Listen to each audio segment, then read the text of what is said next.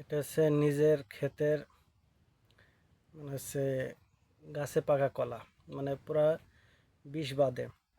কারণ কি জানেন, এখন হচ্ছে ভাদ্রির মাস, মানে ভাদ্র মাস। এই ভাদ্র মাসে প্রচণ্ড গরম, রোদের তাপমাত্রা, তাল পাকে, কলা পাকে, বুঝা গেছে। আর কলা মনে করেন টাইট হয়ে গেলে সে পাকা শুরু করে দেবে। তেমনই হয়েছে আমার জমিতে। হ্যাঁ, এই কান্দিটা সর্বপ্রথম আগে হয়েছিল, দিয়ে কান্দিটা তেমন টাইট হয়ে গেছে, কারণ এখন সেভাবে জমি বিক্রি মানে কলা বেচা হয়নি। দেখছি এটা পেকে গেছে। এখন কি করতে হবে, এটা অবশ্যই খেতে হবে পুরা ফরমালিন মানে মুক্ত, কোনো বিষ দেওয়া নেই। এই স্বাদ, মনে একটা আনন্দ কোথায় জানেন, যখন নিজে চাষ করে যখন একটা জিনিস খাই তখন ভালো লাগে। আর আপনারও খানতে হচ্ছে ফরমালিন দিয়া, বিষ দিয়া, মেডিসিন দিয়া, বোঝা গেছে।